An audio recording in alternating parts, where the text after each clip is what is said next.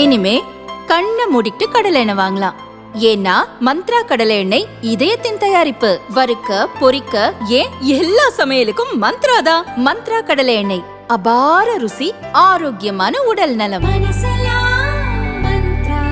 ஈரானுக்கு எதிரான போரில் முதல் நாளை அந்த நாட்டின் உச்ச தலைவர் கமேனியை இஸ்ரேல் அமெரிக்க படைகள் குண்டு வீசி கொன்றன. கமேனிக்கு பதில் அவரது மகன் முஜ்தபா கமேனி புதிய உச்ச தலைவராக சமீபத்தில் தேர்வு செய்யப்பட்டார். பதவிக்கு வந்த பிறகு முதல் முறையாக இப்போது அவர் பரபரப்பு அறிக்கை ஒன்றை வெளியிட்டுள்ளார். அவரது சார்பில் அரசு டிவி ஆங்கர் நாட்டு மக்களிடம் அந்த அறிக்கையை படித்தார்.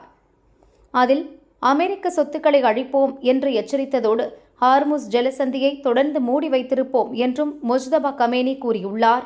அவர் சொன்னது, வளைகுடா பகுதி மற்றும் அண்டை நாடுகளில் உள்ள அனைத்து அமெரிக்க படை தளங்களும் உடனடியாக மூடப்பட வேண்டும். இல்லையென்றால் அவற்றை தொடர்ந்து தாக்குவோம். இந்த போரை துவங்கியவர்கள் எதிரிகள்தான். அவர்களிடம் உரிய முறையில் இழப்பீடு பெறுவோம். அவர்கள் இழப்பீடு தர மறுத்தால் ஈரானுக்கு நேர்ந்த இழப்புக்கு சமமான எதிரிகளின் சொத்துக்களை நாங்கள் கைப்பற்றுவோம். அதுவும் சாத்தியம் இல்லாமல் போனால் எங்கள் இழப்புக்கு நிகரான அளவு எதிரிகளின் சொத்துக்களை குண்டு வீசி அழிப்போம். ஹார்முஸ் ஜலசந்தியை தொடர்ந்து ஈரான் துருப்புச் சீட்டாக பயன்படுத்தும். அதை நாங்கள் கண்டிப்பாக மூடியே வைத்திருப்போம் என்று முஜ்தபா கமேனி கூறினார்.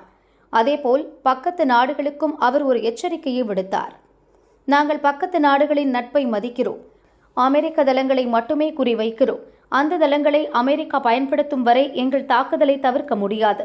எங்கள் தியாக தலைவர் கமேனியின் இரத்தத்துக்கு நாங்கள் பழிவாங்க விரும்பவில்லை. ஆனால் ஒவ்வொரு ஈரான் மக்களின் மரணத்துக்கும் பழி தீர்ப்போம். மினா பள்ளியில் குண்டு வீசி அப்பாவி குழந்தைகளை கொன்று விட்டார்கள். அவர்களது இரத்தத்துக்கு குற்றவாளிகளை பழிவாங்குவோம்.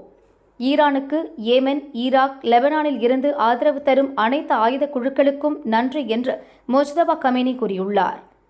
முஜ்தபா கமேனியின் முதல் அறிக்கையே எரியும் தீயில் எண்ணெய் ஊற்றுவது போல்தான் இருக்கிறது. அதில் போரை முடிவுக்கு கொண்டு வருவது பற்றிய அம்சங்கள் எதுவும் இல்லை. அவரது அறிக்கையை வைத்து பார்த்தால் இஸ்ரேல் மற்றும் அமெரிக்க படைதளங்கள் செயல்படும் வளைகுடா முஸ்லிம் நாடுகள் மீது ஈரான் தாக்குதல் தொடரும் என்றே தெரிகிறது.